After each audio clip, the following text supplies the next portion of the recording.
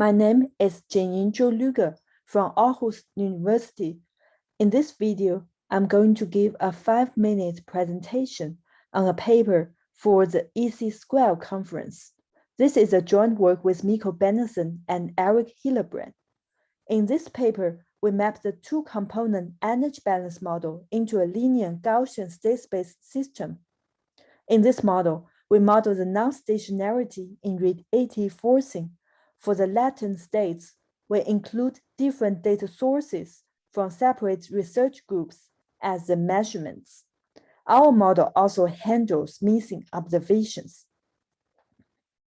Cummings and co-authors present a state space representation for the K-layer energy balance model. When K equals to 2, then it corresponds to the two-component energy balance model we consider here. We do a few things differently from the work by Cummings and co-authors.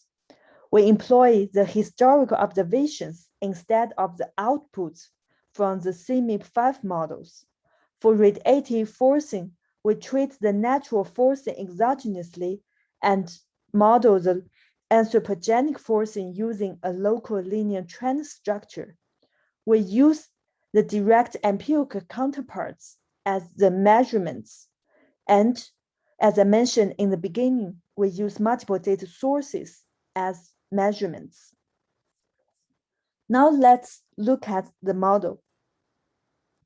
The equation system 1 consists of two equations. The first equation represents the dynamics for the mixed layer, and the second equation for the deep ocean layer. Note that radiative forcing F is generated exogenously. To better describe the ocean heat uptake, we change the parameterization by using this relationship and model ocean heat content OHC instead. Equation system 2 is just a rewriting of equation system 1 with OHC included. Another structure we introduced is decomposing radiative forcing by the source into the natural forcing NT and anthropogenic forcing AT. The first order difference of anthropogenic forcing, as you can see in figure 2, shows pronounced stochastic trends for both the long time horizon and the gray area. That is a time horizon for our empirical exercise. Considering that the anthropogenic forcing has stochastic trends in first order difference, we employ a local linear trend model for the anthropogenic forcing. On the right-hand side, this is our state space model in discrete time. When we discretize a couple of equations introduced previously, so that is the equation system 2, equation 3, and the local linear trend model for anthropogenic forcing AT. And then we use maximum likelihood method to estimate this state space model. And we have several findings. We find that when we include multiple data sources as the measurements for temperature in the mixed layer TM and ocean heat content OHC, then the estimation uncertainty is actually reduced.